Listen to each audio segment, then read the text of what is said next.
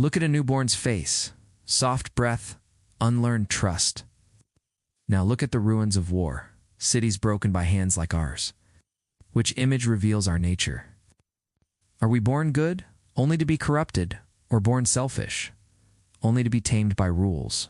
Across centuries, philosophers tried to answer, and their answers shaped laws, religions, revolutions. In this video, we step into their quarrel, not to watch from a distance, but to ask what their voices demand from our lives. In the glow of Athenian evenings, Plato imagines the soul reaching for a light beyond the cave, the form of the good, radiant, eternal, unchanging. To him, goodness is not a mask we wear, nor a habit we learn. It is a memory, a truth etched into the deepest part of the soul before birth. Like a sunflower straining toward the sun, the highest part of the soul is irresistibly drawn toward the good. Yet Plato is no dreamer lost in ideals. He knows the human heart is a battlefield. Appetite whispers with hunger, ambition tempts with power. When these lower forces take control, injustice erupts, the soul falls into chaos, and so does society. But philosophy, he insists, is a turning of the soul. It's a discipline that trains us to look steadily at reality, to align with harmony, to become truly just. But here's the haunting twist. Through Glaucon's tale of the ring of Gyges, Plato plants a seed of doubt. Imagine a ring that makes you invisible. With no fear of punishment, no eyes watching, would you still act justly? Or would your true nature, hidden beneath laws and customs, come to the surface? This is Plato's unsettling challenge. Are we good because goodness itself is worthy of love, or because we fear the weight of consequence? The question lingers, like smoke curling in the night air. It whispers to us still. Aristotle brings philosophy down to earth. To him, goodness is not a memory of another world, but a practice woven into this one. He asks us to look at life the way a gardener looks at a seed. What is the seed's purpose? To grow into its fullest form. And so too with us.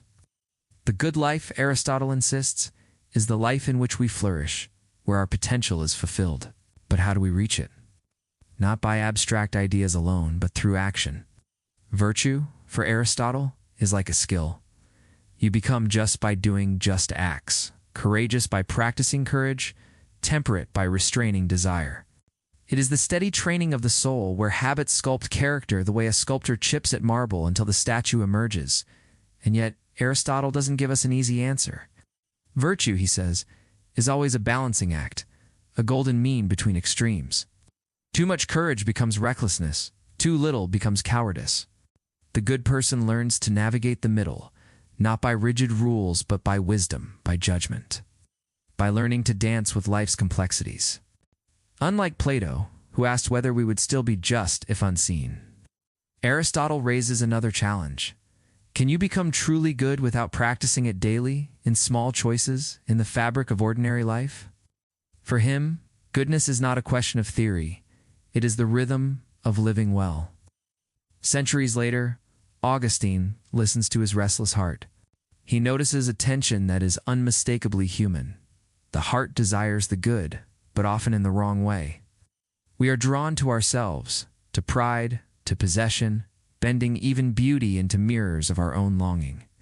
For Augustine, evil is not a separate substance lurking in the world. It is misdirected love, a turning away from the highest good.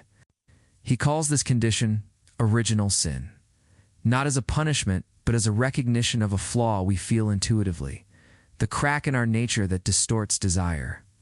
We are not born evil, nor are we effortlessly good. We are brilliant, capable, yet flawed. Our will remains free, yet it is wounded. Left to ourselves, we may stumble, repeat errors, or exalt the small over the sublime. But grace, through reflection, discipline, and community, can reorder our loves, realign our hearts, and allow us to choose rightly. Augustine's insight is deeply hopeful. Human nature is a tapestry threaded with light and shadow, and understanding the crack is the first step toward mending it.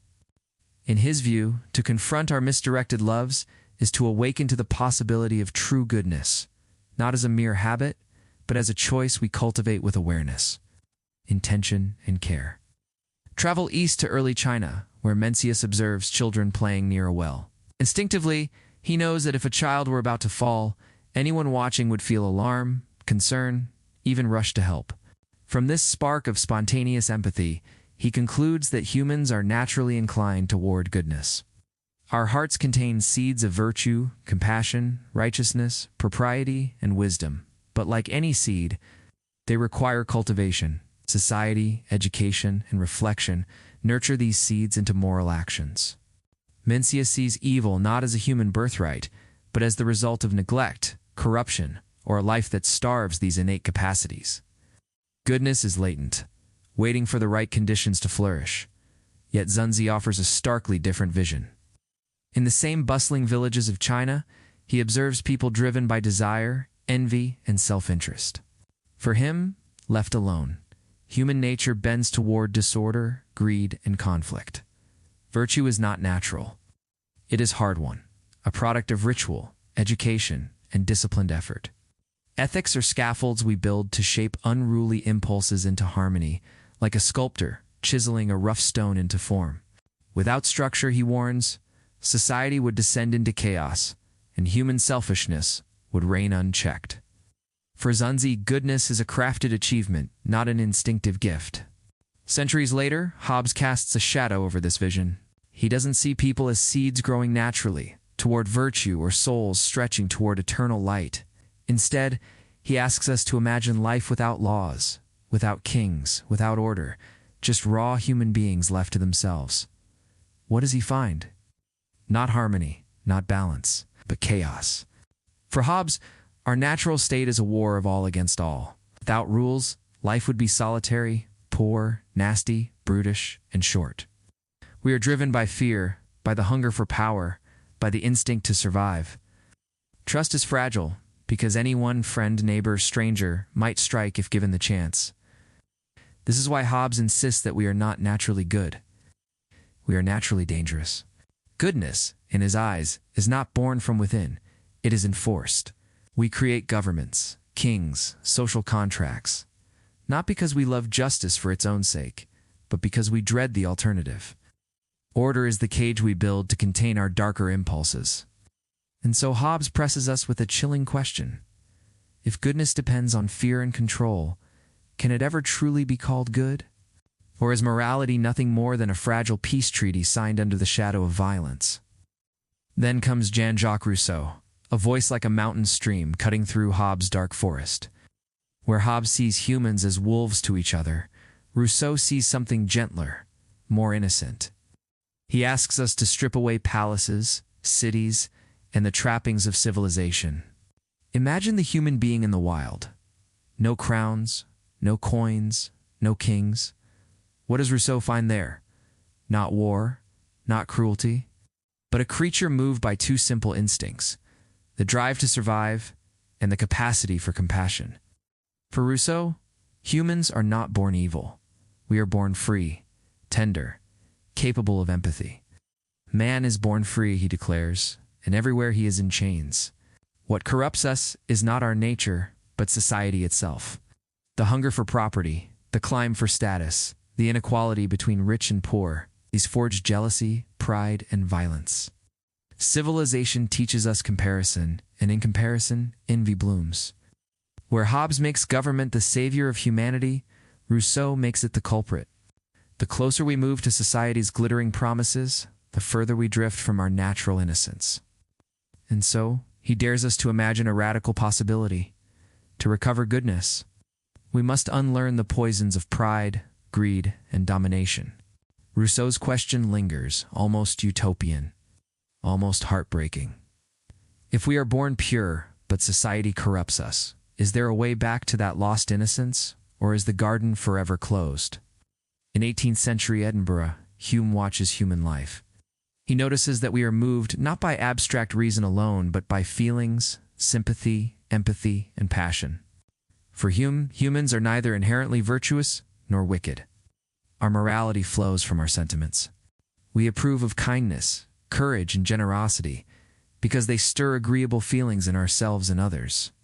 We recoil from cruelty and deceit because they spark discomfort and pain. Reason, he argues, is a servant of the passions, a tool to navigate the world. But it does not create moral obligation on its own.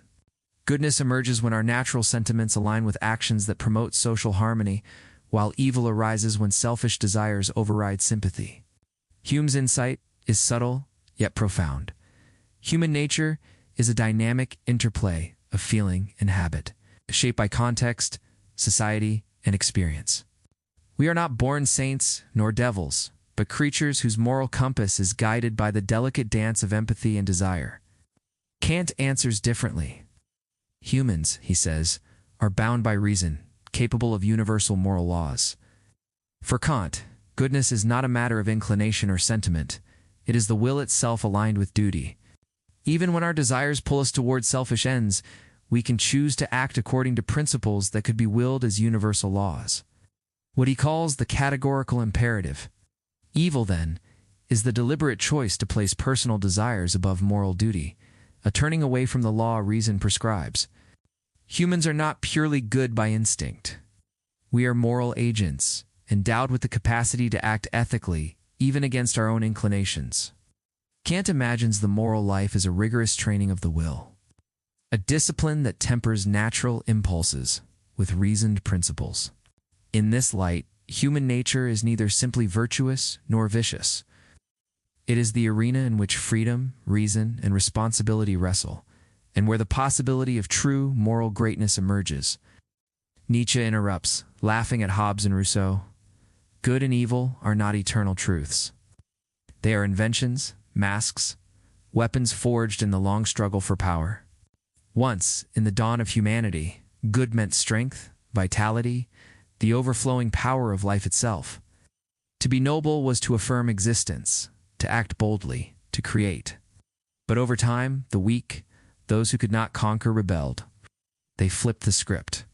They called the strong evil and their own weakness good. Thus was born what Nietzsche calls slave morality, a morality of resentment. Suddenly, humility became a virtue, ambition, a sin, and the powerful were chained by guilt. Good and evil, Nietzsche insists, are not truths but shifting strategies in the human game of survival and dominance. So, when we ask, are humans naturally good or evil? Nietzsche refuses the question, he would say. Those words blind us, they tame us. What matters is not whether we are good or evil, but whether we are strong enough to create our own values, to live authentically, to say yes to life in all its terror and beauty. For Nietzsche, the real danger is not that humans are evil. It is that we are small, fearful, clinging to borrowed morals instead of daring to carve our own path. So his challenge echoes like thunder. Will you keep living under the shadow of someone else's good? Or will you break free and become who you are?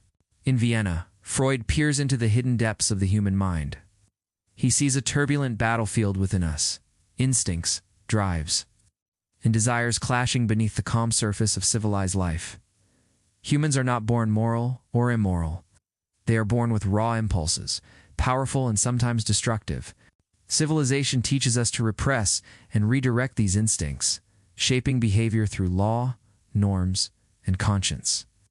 Evil, in Freud's view, is not an abstract force, but emerges when the dark, unconscious drives erupt unchecked, when repression fails or frustration overwhelms reason. Understanding this inner conflict, he suggests, is the first step toward mastering ourselves. Centuries later, Arendt examines totalitarianism, asking how ordinary people commit extraordinary evil. She introduces the phrase, the banality of evil, showing that evil is often not monstrous or passionate, but disturbingly ordinary, a result of failing to think critically, exercise judgment, or care for others and the world. For Arendt, humans have the capacity for goodness, but they also have the capacity for thoughtless conformity. Moral life demands attention, reflection, and courage. Evil flourishes when people abandon these responsibilities, not necessarily from hatred, but from thoughtlessness. Science joins the conversation. Infants prefer helpers over hinderers, but they also show quick bias toward their own group. Goodness can sprout, but selfishness grows fast. Adults share fairly at a cost, yet cheat when no one's watching. In the brain, empathy spreads across networks, and oxytocin boosts trust in some, suspicion in others. Humans are built for kindness and cruelty. Which rises depends on context and care. If we are both, seed of compassion, spark of aggression, are we guilty for the shadow we inherit, or responsible for the garden we grow? If cruelty is natural, does it excuse it? If kindness is natural, why betray it? Perhaps the question is not what we are, but what we can become. The currents within us are strong. Will we let them run wild, or guide them with attention and courage? Think of an ordinary day. You are tired, someone cuts you off, teeth clench, words burn. A friend calls in tears, and a softer part wakes. Two currents, one body. What grows depends on attention. Aristotle's practice, Mencius' cultivation, Xunzi's discipline, Kant's duty, Hume's warmth, all become daily tools. Rituals, laws, friendships, stories, art, and silence shape us. We are not fixed essences, but unfinished symphonies, tuned by our choices. From Plato, we inherit the call to aim at something truly good beyond convenience. From Aristotle, the craft of character, habits that make goodness easier tomorrow than it was today. Augustine names our fracture and our need for help beyond pride. Mencius trusts the sprouts of virtue in our hearts, while Xunzi reminds us to pull the weeds of selfishness. Hobbes warns that fear breeds violence if no common power restrains us. Rousseau warns that corrupt power breeds fear. Hume teaches that sympathy warms our moral world. Kant insists we still owe what is right, whether we feel it or not. Nietzsche provokes us to create values that affirm life, not shrink it. Freud humbles us with our inner storms. Arendt cautions that systems can launder evil into routine. And science, with all its instruments, whispers what the wise already knew. We are both capable and vulnerable. Context is a sculptor, and practice is destiny. So, are humans naturally good or evil? The truest answer may be this: we are naturally unfinished. We carry compassion ready to awaken, aggression ready to ignite, reason ready to steer, and habits ready to harden. Nature gives us the clay. Character gives it form. Good and evil are not just what we are. They are what we become by the loves we choose. The rules we keep, the stories we believe, and the worlds we build together. If you want to test, here it is. Tomorrow, in the small places where no one is watching, act as if someone you love will live with the consequences. Water the better seed. Straighten the crooked wood. Create a value worthy of your strength. Then repeat. Which do you feel lies deepest within us, kindness or cruelty? What experiences in your life have shaped your view? Share your thoughts in the comments. Your story is part of this conversation. And if this journey sparked something in you, continue exploring in the next video on PhiloWhisp.